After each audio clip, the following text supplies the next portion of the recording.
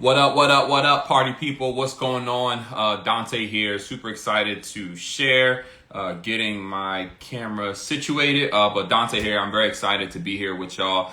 If you're watching this live, appreciate you tapping in. If you're watching this on the replay, please comment replay below. I'm just getting some numbers together. So if you wonder how you can help me out in any kind of way, comment replay if you're watching this on the replay, comment live if you're watching this live in real time. You hear me say that a few times. What up, Wiz? How you doing, baby? How you doing, Miss Da Vinci? I see you on here as well. Don, I see you over there as well too. Much love. I'm excited again. If you're watching this live, comment live. If you're watching this on the replay, comment replay. Got a couple things I want to talk to y'all about today. I'm trying to do more posting and sharing about just some of the things it is I'm experiencing real time.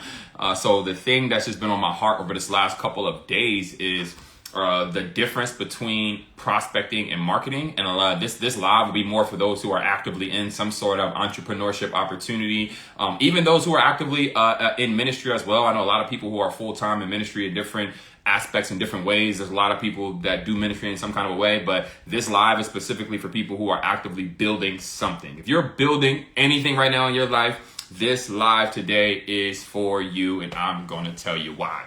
All right, what up? First class, no problem. So I'm happy for everybody tapping in. I think that there's a big difference and a big misunderstanding when it comes to prospecting and marketing, and why I'm even having this conversation is just because recently, for one, I'm actively building and really getting back into the field myself. And two, I have just a lot of people who are promoting local events or promoting ministry events or promoting something, you know what I mean? Like they're doing something going on, and I just feel like I've been reached out to inappropriately. And even people who I'm working with now are younger entrepreneurs, or I'll say newer entrepreneurs, because age really doesn't mean anything. I'm 29 years old, but I work with people who are 10, 20 years older than me that I help in all different types of ways. What up, Lexi? I think that people are just doing it wrong. And I think that a lot of times we are doing it wrong because of, and I've done these things as well, just a misunderstanding of what's actually effective when it comes to building anything. So there's a clear difference between prospecting and marketing, and I'm going to describe it to you here. For one, marketing is basically using and leveraging marketing without ads. So marketing, like free marketing that doesn't involve you paying for any kind of a platform. That's totally separate too. We'll talk about that in a second. But marketing is basically you posting about your event, or you posting about your business, or you putting whatever it is that you have going on that you're building out there in the open for people to then see it on social media, or see it on a billboard, or see it on a flyer. And then from there, they go ahead and reach out to you and say, hey, I want more information on this event, or I want more information on your business, or I want more information on whatever it is that you're sharing. And that is marketing. And the difference between marketing and prospecting is much more personal. Prospecting is saying, hey, I'm going to reach out to this person and personally invite them to whatever it is I have going on. And I think that a lot of times it is just like people join businesses. What's going on? I see you on here on Facebook Live. Much love again. If you're watching this live, comment live. If you're watching this on the replay, comment replay. Appreciate you. Much love. But the difference that I see is, as far as effectiveness, is that if you're newer in entrepreneurship, if you're newer in ministry, if you're newer in event promotion and those things, that you probably don't have an online brand big enough or strong enough yet to just market and then expect results. And I see that all the time. People who just get started in a new business, or they just partner up with a new company, or they start their own business, and they think that they could just go on their Facebook page, post a picture of the event, or post a picture of whatever opportunities they have, and that hundreds of people are just going to roll into their DMs like, I want to join, or 50 people are going to comment on the post, hey, I want information. Or even if you're doing ministry, like, hey, you post about a church event, or you post about coming to church on Sunday or whatever, you think that 100 people are going to want to go to church with you because you posted it on your Facebook or on your Instagram story or an Instagram reel. No, that's really not how it works, especially if you haven't built a brand yet. So for one, if you're doing paid marketing, that's totally different, because then you're paying Facebook, Instagram, YouTube, TikTok, whatever, to put your event in front of people it is that you don't know already. So I think that's totally different. I'll save paid advertising for another live it is that we can do. But as far as marketing is concerned, you need to build a brand to effectively be good at marketing. And how do you build a brand? Building a brand just takes time. It takes time. You can't build a brand overnight. So if you haven't been actively building a brand, and then you get started in a brand new opportunity, or you get started, you launch your own business, or you join a new church, or whatever that looks like for you, or you decide that you want to host an event, whatever that is for you, if you do that, and you have not been actively building a brand prior, you just sharing this new thing it is that you're doing on your social media channels is not really going to be effective, and you're probably going to get discouraged really quickly and quit within a couple of weeks, maybe a couple of months, depending on what kind of tenacity it is that you have. The much more effective way to get results in what it is that you're doing and it is you're building is to go out and personally reach out to people and actually have a conversation with them about what it is that you're doing. That is the most effective way to do it. There's nothing that pisses me off much more than me getting tagged on Facebook or on Instagram in some kind of an event that I did not ask to be tagged in. And now I look on it and it's a picture of whatever it is that you got going on, and you've tagged 99 other people in that picture, and I'm just the 100th person that's a part of it. And you think I'm going to support that? No, I'm not. It doesn't even matter what kind of relational equity it is that we have. If you tag me in something I did not ask to be tagged in, and then I see 150 other people that are also tagged in it, so you're just taking shots in the dark, hoping something sticks. And in my brain, I'm like, well, you tagged 100 other people. Somebody else will share your flyer. Somebody else will do the thing. Somebody else will join your business. Somebody else will take interest, but it's not going to be me. And what that's called is the bystander effect. I don't know if you guys remember that. Y'all, if you ever heard of the bystander effect before, put a 1 in the chat. Actually, if you've ever had somebody tag you in something you did not ask to be tagged in because they're trying to promote it for whatever reason it is that they have, put a 1 in the comment or say, hey, me, that happened to me before.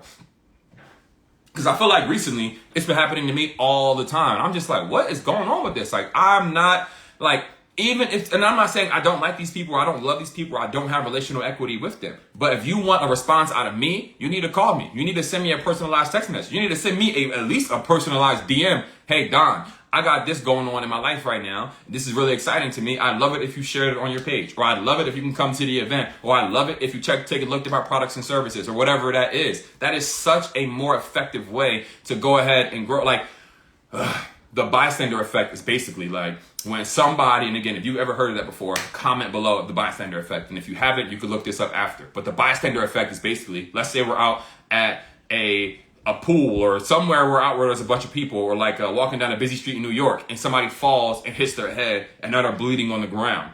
If somebody needs help and I just look up and say, somebody help me, or somebody call 911, what's going to happen is that if there's 100 people there, most people are going to start looking around at everybody else. Well, he said somebody help, or he said somebody called 911. So they're going to think that this other random person over there is going to do it. They're going to think somebody else is going to do it and not take personal responsibility and going ahead and doing it themselves. And the way to be able to actually effectively get help is to say, you in the red shorts, call 911. You with the blue shirt, you call 911 in a situation like that, because now that puts responsibility on them to either do it or say that they're not going to do it. It doesn't get left up to an assumption. It doesn't get left up to maybe they're going to do it. It doesn't get left up to hopefully, like, you know what I mean? It's not open-ended. It's you do it or you tell me that you're not going to do it so I can go on and invite somebody else to do that thing it is that I need. That's the bystander effect. And that's exactly what's happening when people are posting on their Facebook or posting on their Instagram, just throwing up events and just posting and praying. Well, I put it out there and ain't nobody want to do it. Well, I put it on my Facebook and nobody came to the event. Or I did this and nobody reached out or nobody showed interest. And now you're blaming the other people for not being interested in what it is that you have going on, as opposed to taking responsibility to the terrible way that you tried to expose it to them. Don't post and pray.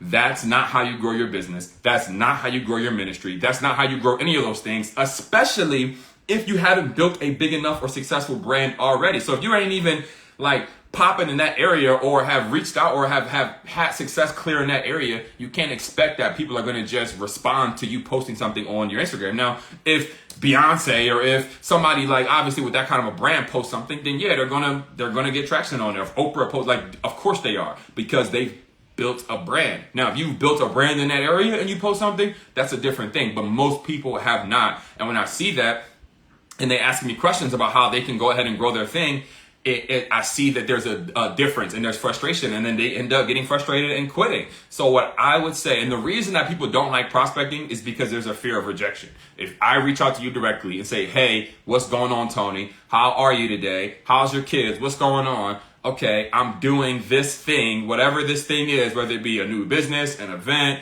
a ministry event, whatever the thing is, doesn't matter. If I personally invite Tony and he says, no, I'm not going to do it, no, I'm not interested, or they just ignore you in general, that hurts a little bit as a human being. That's just the reality of it. And the quicker that you can get over that, though, and just say, you know what, I'm going to invite 100 people personally to the event, as opposed to posting something and tagging 100 people and hoping that they make a decision to do it, the quicker your business, your event, your ministry, or whatever those things is, are going to grow. And I advise anybody who's actively doing or building something to take that approach of, I'm going to reach directly and personally out to people, as opposed to just throwing. And again, you can still throw some things out there and you might get a couple people that reach out to you.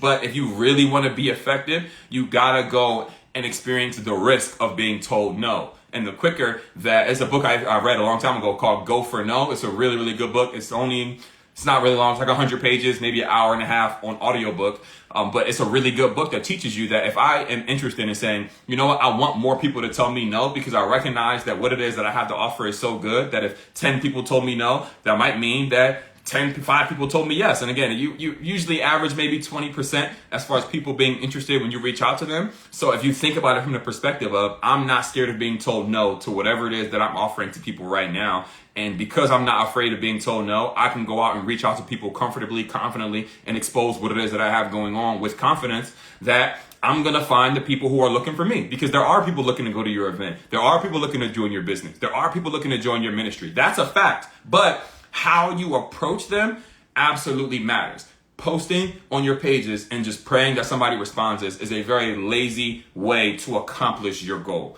I want to encourage everybody under the sound of my voice today to, if you are actively building anything, to say, you know what, I'm going to go ahead and make a list of people it is that I know I have some level of relational equity with, and personally reach out to that person. And again, personally reaching out to them is not just sending a mass text in a group chat with a link. No, reach out to them directly. Hey, bro, are you available? Again, if you're watching this live, comment live. If you're watching this on the replay, please comment replay. But personally reaching out to them is saying, hey, what's going on, Brandon? How are you today? And again, when you say somebody's name, something that really works for me well is sending out voice notes or sending a video. If I'm promoting something, I can send somebody a video, record a video real quick.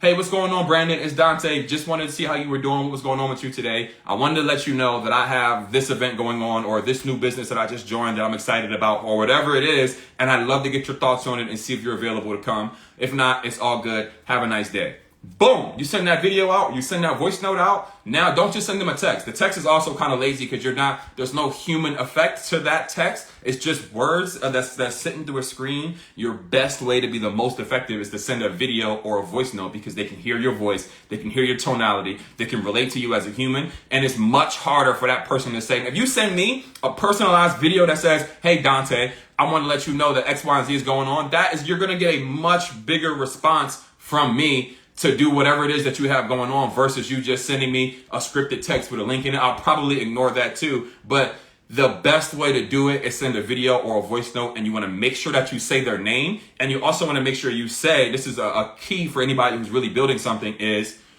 if not, it's all good. If you can't come to the event, it's totally fine. If you can't come to to join my business, that's totally fine. If you don't want to check out the video it is that I have for you about this new thing I'm excited about, that's totally fine. But you give them that out. That way it's like you're opening the door and letting them know, at the end of the day, I don't care if you say yes or no. I'm just exposing you, and I'm going to allow you to choose which bucket it is that you fall in. Like, I'm not going to put so much pressure on the situation that they feel bad if they say no. Listen, if you say no, it's all good. I'm not tripping. I just want to let you know and expose this opportunity to you and get an answer from you. And I'm going to go ahead and continue to move on. But you saying, hey, if not, it's all good. I appreciate you. I love you. Have a great day.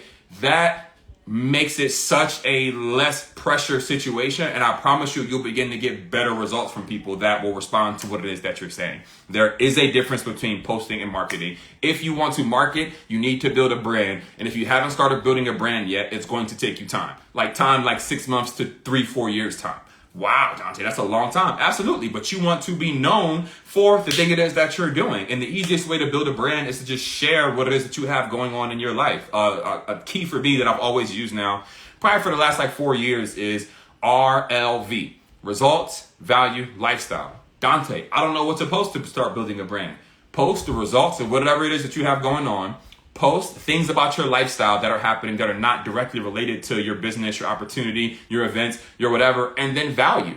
Those 3 things, there's no excuse for somebody to say, I don't have anything to post about. I don't have anything to share. You all live a life. Even if you're a stay-at-home mom and you're taking care of kids, share your lifestyle. There's a lot of moms taking care of kids out here. Even if you work a 9-to-5 job that you don't necessarily like right now, share some details about what it is like going to work and what that looks like. Why? Because that's relatable. We're all human. You have more in common with people than you realize. And you think that, I reckon we're all different. I get it. God made us all in his image of himself, and we're totally different from each other. But there are certain similarities that you have with people that they will relate to you as you share your lifestyle. And the other one is results.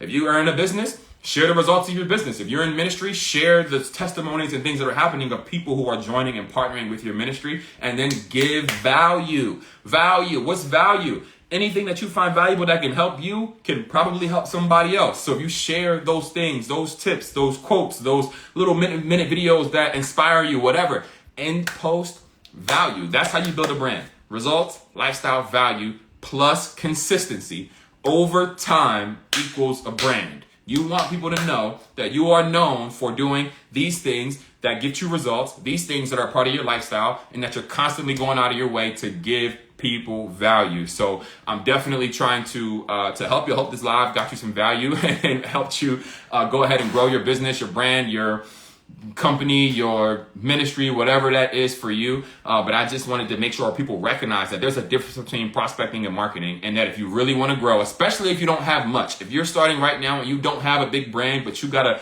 a big vision behind your company, your business, your ministry, whatever that is, if you have a big vision behind it, you want to start actively prospecting. And again, it can start with people that are in your network, but you can go to networking events, you can go to different environments with different people and begin to prospect them in person as well. Those are the best ways to build relationships and truly get people to take a look at whatever it is that you have going on. So I'm excited. I hope you guys got some value out of this live. The recording will be up. Again, if you're watching this live, comment live. If you're checking this on the replay, comment replay. Appreciate y'all. Much love. Talk soon. Peace.